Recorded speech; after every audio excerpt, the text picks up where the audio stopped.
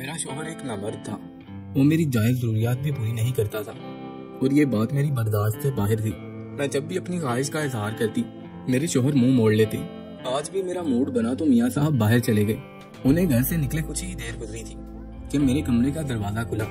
जैसे ही मैंने उधर देखा तो सामने मेरा देवर आबिद खड़ा था। मुझे रोता हुआ देखकर वो मेरे करीब आया और मुझे अपने साथ लगा लिया। मैंने उसे हमेशा अपनों की तरह ही समझा था, इसीलिए उसका साथ पाते ही मैं फूट फूट कर रोने लगी थी। वो मेरे बालों में हाथ फेरते हुए कहने लगा, भाभी आप भाई के लिए क्यों रोती हैं? भाई पता नहीं आपसे प्यार क्यों नहीं करते। अब मैं आबिद को क्या बताती कि शादी के 1 साल बाद भी मैं कैसे अधूरी जिंदगी गुजार रही थी और ये बात मुझे कितना तड़पा रही थी। आबिद ने गहरी नजरों से मुझे देखा और कहने लगा, चलें भाभी हम एक खेल खेलते हैं, इस तरह आपका दिल बहल जाएगा। मैंने अपने आंसू पहुंचे और मुस्कुरा कर आबिद से कहा, बताओ क्या खेलना है। आबिद ने कांधे पर पड़े मेरे दुपट्टे को अपने हाथों में लिया और मेरे दोनों हाथों को मजबूती से बांधने लगा। मैं नासमझी से उसे देखते हुए बार बार पूछ रही थी कि तुम क्या कर रहे हो, लेकिन बजाय मेरी बात का जवाब देने के वो मुस्कुरा रहा था। कहने लगा, थोड़ा सब्र तो रखा करें, आपको तो हर बात की जल्दी होती है। मैं खामोश होकर बैठ गई और फिर उसने मजबूती से मेरे हाथ बांध दिए और फिर दराज से टेप निकाल कर लाया और मेरे होंठों पर टेप लगा दी। अब तो मैं उससे बात भी नहीं कर सकती थी और ना ही अपने हाथों को इस्तेमाल कर सकती थी। और फिर उस रात खेल के नाम पर आबिद ने जो कुछ किया वो मेरी जान निकाल गया। मेरे हाथ और मुंह बांधकर उसने एक वीडियो मोबाइल में लगाकर मेरे आगे की, जिसे देखकर मैं शर्म से जमीन में गड़ गई। उस वीडियो में चलने वाला हर मंजर मुझे शर्म से पानी पानी कर रहा था। मेरा दिल चाह रहा था कि जमीन फटे और मैं उसमें समा जाऊं। मुझ में तो आबिद से नजर मिलाने की भी हिम्मत नहीं थी।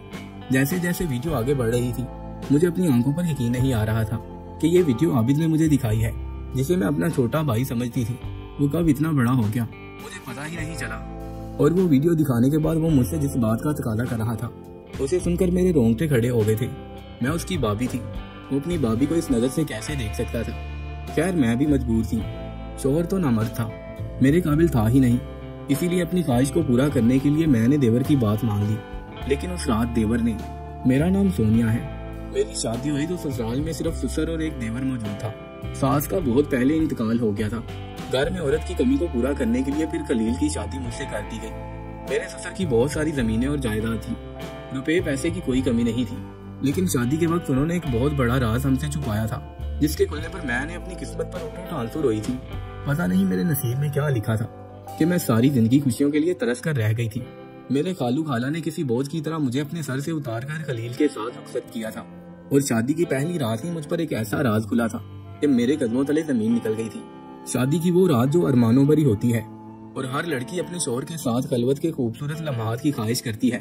उस रात मुझे पता चला था कि मेरा शौहर मेरी बुनियादी जरूरियात पूरी करने के काबिल ही नहीं है, वो एक नामर्द है। और ये बात उसने मुझे खुद अपने मुंह से बताई थी। मैं हैरानी से उसे देख रही थी और फिर वो कहने लगा कि परेशान ना हो, मैं अपना इलाज करवा रहा हूँ, जल्द ही मैं ठीक हो जाऊंगा। मेरे हाथ में तोहफा थमाकर वो खुद कपड़े तब्दील करने के लिए चला गया और मैं अपनी जगह सख्ते में बैठी रह गई थी। मैंने उस तोहफे को खोलकर भी ना देखा था और ऐसे ही साइड टेबल पर रख दिया था। सारे जज्बात ठंडे पड़ चुके थे और मैं सोच रही थी कि मेरे खालू खाला ने मुझ पर कैसा सितम ढाया है। माना कि मैं यतीम थी, लेकिन इसका हरगिज मतलब नहीं था कि वो आंखें बंद करके मुझे किसी के साथ भी रुखसत कर देते। अपने कांधों से बोझ उतारने के लिए उन्होंने मेरी पूरी जिंदगी को बोझ बना दिया था और अब मैं इस बोझ को ढूंढने पर मजबूर थी, क्योंकि मेरे पास वापसी का कोई रास्ता नहीं था। कुछ देर में खलील कपड़े तब्दील करके आया और बिस्तर के दूसरे किनारे पर लेटकर ऐसे सो गया जैसे उसे मुझसे कोई गर्ज ही ना हो। और मैं जो इतनी तैयारी करके आंखों में इतने ख्वाब सजाए उसके इंतजार में बैठी थी, मुझे अपना आप बेमोल महसूस होने लगा था। मैंने बड़ी बेदिली से उठकर अपने कपड़े तब्दील किए और सारी रात करवटें बदलती गुजार दी। अगली सुबह मेरी आंख रात भर जागने की वजह से सुर्ख हो चुकी थी और मैं बहुत ज्यादा थकी हुई थी।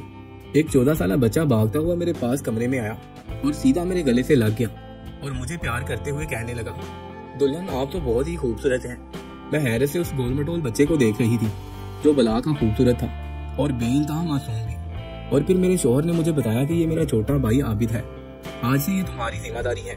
मुझे उस मासूम से बच्चे पर बहुत प्यार आया और मैंने बेइख्तियार उसके गालों पर बोसा ले लिया। उस दिन के बाद से आबिद मेरे पास ही रहने लगा था। हर छोटी से छोटी बात पर मेरे गले लग जाता, मुझे प्यार करता, मेरी चूड़ियों से खेलता और सबसे बढ़कर ये कि वो मुझे सवेरा कहता था। जैसे जैसे शादी को दिन गुजरने लगे मुझे इस कमी का एहसास बहुत ज्यादा होने लगा जो मेरी जिंदगी में थी। मैं शादीशुदा होकर भी अभी तक कुंवारी थी और अपने शौहर की मोहब्बत के लिए तड़प रही थी। मैंने कई बार खलील से कहा कि वो अपनी कमी के बारे में मुझे भी तो कुछ बताए। मैंने तो उन्हें कभी कोई दवा खाते नहीं देखा था, लेकिन जब भी मैं ये बात करती वो गुस्से में आ जाते और बुरी तरह चीखले चिल्लाने लगती। ऐसे में आबिद डाल बनकर मुझे बचाने चला आता और मेरी खातिर अपने भाई से लड़ना शुरू कर देता। आबिद के आते ही खलील खामोशी से घर छोड़कर निकल जाते और वो मुझे अपने गले से लगा लेता और कहता कि सवेरा आप फिक्र ना करें, भाई जब भी आपको कुछ कहेंगे तो मैं आपको बचा लूंगा। भाई को तो हमेशा से ही गुस्सा करने की आदत है। आबिद को मेरे और खलील के बीच के मामलात का हरगिज भी इल्म नहीं था। वो बस मेरी मोहब्बत में भागा चला आता था और यही बात मेरे ससुर को बर्दाश्त नहीं होती थी। एक दिन जब आबिद स्कूल गया हुआ था, मेरे ससुर ने मुझे अपने कमरे में बुलाया और कहने लगे, आबिद को समझाओ कि वो तुम्हारे और खलील के मामलात में दखल अंदाजी ना किया करे। वो अभी बच्चा है और उसे मियाँ बीवी के दरमियान की बातों का इल्म ना ही हो तो अच्छा है। अगर उसे सच पता चले तो उसके ज़हन पर अच्छा असर नहीं पड़ेगा। मेरे ससुर के लहजे ने मुझे यही बावर करवा दिया था कि उन्हें अपने बेटे की बीमारी का इल्म है और इसके बावजूद भी उन्होंने जानबूझकर मेरी और अपने बेटे की शादी करवाई है। मेरा दिल उनकी तरफ से खट्टा हो गया था। मैं खामोशी से अपने कमरे में चली आई और उस दिन के बाद से मैंने आबिद के साथ अपना ताल्लुक कुछ महदूद कर लिया। लेकिन ये बात आबिद से बर्दाश्त ना हुई और वो खाना पीना छोड़कर अपने कमरे में बंद हो गया। मैंने उसे मनाने की कोशिश की तो वो रोते हुए कहने लगा कि अम्मा के जाने के बाद मैं बिल्कुल तन्हा रह गया था। एक आप ही तो मेरा सहारा है और आपने भी मुझसे किनारा कर लिया है। अब मैं कभी किसी से मोहब्बत नहीं करूंगा। मैं जिससे मोहब्बत करता हूँ मुझे छोड़कर चला जाता है।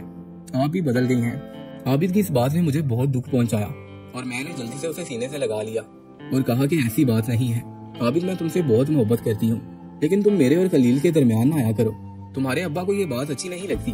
आबिद मेरे गले से लग गया और कहने लगा, मुझे अच्छा नहीं लगता जब भाई आपको डांटते हैं और बुरा भला कहते हैं। मुझे उसके अंदाज पर प्यार आने लगा और मैं दिल ही दिल में शुक्र अदा करने लगी कि आबिद की सूरत मेरी जिंदगी में कोई तो ऐसा है जिसे मेरी खुशी और दुख का ख्याल है। उस दिन के बाद से मैंने आबिद को खुद से दूर न किया, बल्कि मैं यही कोशिश करने लगी कि मेरे और खलील के झगड़ों की आवाज हमारे कमरे से बाहर न जाए, क्योंकि मेरे ससुर की बात दुरुस्त थी कि हमारे झगड़ों का आबिद के जहन पर बुरा असर पड़ सकता है। मेरी और खलील की शादी को 5 साल गुजर गए थे।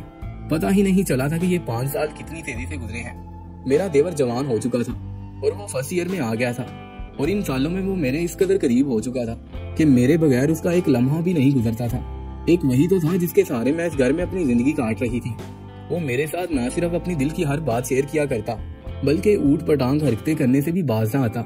ऐसे ही एक दिन मैं खाना पकाने में इस कदर मसरूफ थी कि मुझे पता ही ना चला कि कब वो मेरे पीछे आकर खड़ा हो गया और फिर उसने अचानक इतनी जोर से आवाज दी कि मैं बुरी तरह खौफजदा हो गई।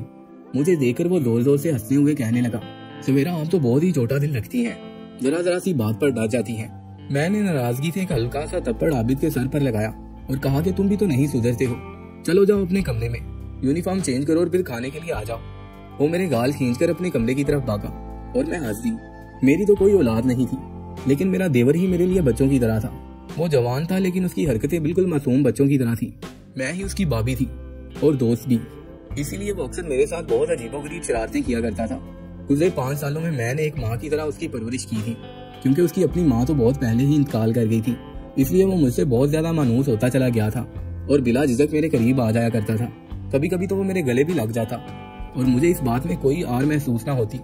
उसके जाते ही मैंने जल्दी से टेबल सेट की और जैसे ही वो टेबल पर आया तो अपनी मनपसंद बिरयानी देकर खुशी से खिल उठा।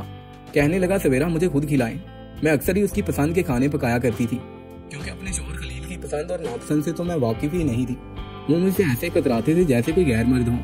मेरे हाथ से खाना खाने वाली बात पर मैंने गुस्से से आबिद को देखा और कहा, तुम कब बड़े होगे? अब क्या मैं तुम्हें छोटे बच्चों की तरह अपने हाथों से नवाले खिलाऊं? मेरी बात पर उसने हंसते हुए हाँ में सर हिलाया तो मैंने भी मुस्कुराते हुए उसे अपने हाथों से छोटे छोटे नवाले बनाकर खिला दिए। मेरी जिंदगी में आबिद के अलावा और था ही कौन?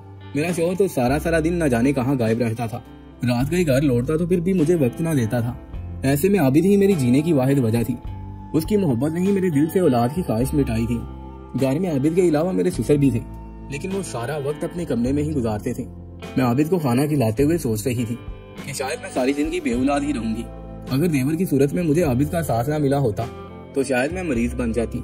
मुझे सोचों में गुम देखकर आबिद ने मेरी उंगलियों को अपने दांतों तले दबा लिया और अचानक ही मेरी चीख निकली तो कहने लगा, आप पता नहीं सारा वक्त कहाँ घूम रही थी। उसकी बात पर मैं उदास हो गई और कहने लगी कि मैं कहाँ गुम होंगी। आबिद ने मानी की निगाहों से मेरी तरफ देखा और कहने लगा, तो सवेरा फिर आप अपनी जिंदगी को बदल क्यों नहीं लेती हैं? कब तक ऐसे ही रहेंगी?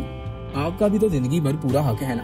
आप भी खुलकर सांस लिया करें। उसने अचानक ही मेरे हाथों को पकड़ा और मेरी आंखों में देखकर ऐसी बातें करने लगा कि मैं घबरा गई और मैंने फौरन उसे डांट कर कहा, तुम दिखने में ना समझ हो, लेकिन बातें तो ऐसे करते हो जैसे बहुत बड़े हो गए हो।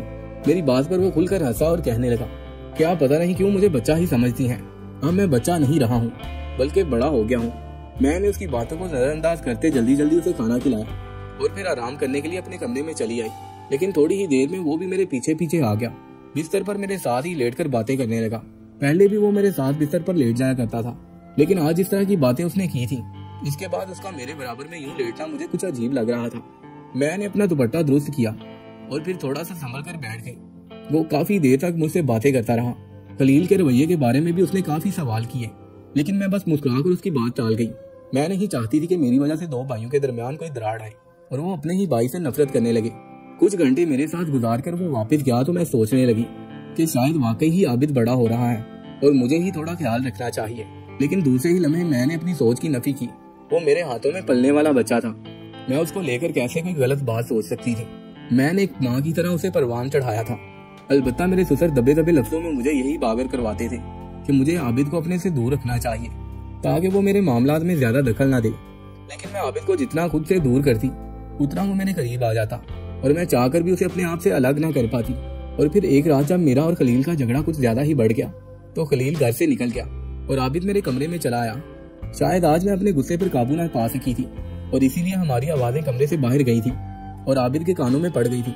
आबिद को देखकर मैंने अपने गुस्से पर काबू पा लिया था और उसके कांधे पर सर रखकर अपने आंसू बहाकर अपना दिल भी हल्का कर लिया।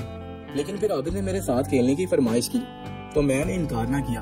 मैं भी चाहती थी कि उसका ध्यान बढ़ जाए और वो मेरे और अपने भाई के झगड़े को भूल जाए, इसीलिए मैं उसकी बातों में आ गई और जैसे जैसे वो कहता गया मैंने वैसा ही किया। उसने मेरे दोनों हाथ भी बांध दिए और मुंह पर भी टेप चिपका दिया। वो पहले भी मेरे साथ कई दफा इस तरह के खेल खेल चुका था, इसीलिए मैंने उसकी बात को ज्यादा महसूस ना किया था। लेकिन फिर जैसे ही उसने अपना मोबाइल फोन निकालकर एक वीडियो चलाकर मेरे आगे रखी तो मेरे ओसान खता हो गए और मुझे ऐसा लगा कि मैं उसके आगे शर्म से जमीन में गड़ जाऊंगी। उस वीडियो को खत्म होने तक मैं पूरी तरह शर्म से पानी पानी हो चुकी थी और बड़ी मुश्किल से ये मैंने नजर उठाकर आबिद की तरफ देखा था जो मेरे ही चेहरे को देख रहा था। मैं आबिद से पूछना चाहती थी कि ये सब क्या है, तुम्हें वीडियो कहाँ से मिली है। वो मेरी नजरों का मफहूम समझ गया था, इसलिए धीरे से मुस्कुराया और कहने लगा, मैंने इसीलिए आपके हाथ बांधे थे कि कहीं आप मेरा मोबाइल फोन ही ना तोड़ दें। अब तो आपने पूरी वीडियो देख ली है और आप जानती हैं कि आगे आपको क्या करना है। इसके बाद उसने मुझसे ऐसा तकादा किया जिसे सुनकर मेरे रोंगटे खड़े हो गए। वो चाहता था कि मैं उसके भाई से तलाक ले लूं।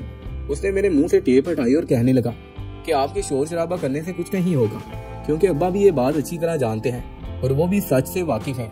आबिद की इस बात ने तो मेरे सर पर आसमान गिरा कर रख दिया था। मेरे साथ कितना बड़ा जुल्म किया गया था और मैं इतने सालों तक बेवकूफ बनी रही थी। इस वीडियो में खलील एक तवाइफ के साथ था और वो दोनों इस वीडियो में जैसी हरकतें कर रहे थे उन हरकतों से ये बात मेरे सामने पूरी तरह खुलकर आ गई थी कि मेरा शोहर न मर्द नहीं था बल्कि उसने मुझसे ये झूठ कहा था। और इस वीडियो के इख्तिताम पर मेरे देवर आबिद ने मुझे बताया कि भाई ने आज तक झूठ का सहारा लिया क्योंकि वो एक तवाइफ से मोहब्बत करते हैं और अब्बा उसे अपने घर की बहू नहीं बनाना चाहते थे, इसलिए जबरदस्ती भाई की शादी आपसे करवा दी। लेकिन भाई को आप में कोई दिलचस्पी नहीं है और वो भाग भाग कर उसी औरत के कोठे पर जाते हैं। मैं हैरानो परेशान आबिद को देख रही थी जो मुझे इतनी कड़वी और तल्ख हकीकत बताने के बाद ये समझाने की कोशिश कर रहा था कि मुझे अपनी जिंदगी को आगे बढ़ाना चाहिए और वो मुझसे शादी करके मुझे खुशी देना चाहता था। मेरा कोई मेका नहीं था और मैं बहुत अरसे से खलील के झूठ में फंसी हुई थी और अब मैं भी इस झूठ से बाहर निकलना चाहती थी।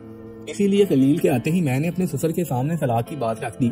मेरे ससुर ने मुझे बहुत रोकना चाहा, लेकिन खलील ने मेरे तलाक मांगते ही फौरन मुझे 3 बोल कहकर आजाद कर दिया। वो तो शायद इसी दिन के इंतजार में था कि कब मैं उससे तलाक मांगती और वो हंसी खुशी मुझे छोड़ देता। लेकिन मैं इस वजह से मजबूर थी कि मेरे आगे पीछे कोई नहीं था, मगर अब मैं मजीद इस धोखे की जिंदगी में नहीं रह सकती थी। मेरे और खलील के दरमियान कोई अज़दवाजी ताल्लुक ही नहीं था, इसलिए मुझ पर किसी किस्म की कोई इद्दत लागू नहीं होती थी। तलाक के लफ्ज सुनने के बाद मैंने रोते हुए अपना सामान समेटना चाहा तो आबिद ने जबरदस्ती मेरा हाथ पकड़कर रोक लिया और अब्बा से कहा कि वो मुझसे शादी करना चाहता है क्योंकि वो मुझसे मोहब्बत करता है। इतने सालों में आबिद के अब्बा भी मेरे किरदार और मेरी खूबियों से वाकिफ हो चुके थे और मुझे पसंद करने लगे थे, इसीलिए उन्होंने मेरा और आबिद का निकाह पढ़ा दिया। आबिद के अब्बा की अपनी जमीनें थी और पैसे जायदाद की तो कोई कमी ही नहीं थी, इसीलिए आबिद से शादी के बाद मुझे कोई परेशानी ना हुई और मैं दूसरे महीने में ही हामला हो गई। मैं जिसे अपना बच्चा समझती थी वो आज मेरा शौहर बन चुका था और मैं उसके बच्चे की माँ बनने वाली थी। कभी कभी मैं आबिद की तरफ देखती हूँ तो उसकी बेलौस मोहब्बत मुझे उसका गुलाम बनने पर मजबूर कर देती है। अगर आबिद मेरी जिंदगी में ना होता तो शायद मैं सारी जिंदगी खामोशी से गुजार देती। मेरे ससुर ने खलील को घर से निकाल दिया था क्योंकि उसने सभी को धोखे में रखा हुआ था और शायद मेरे ख्याल में उसने कोई शादी भी रचा रखी थी।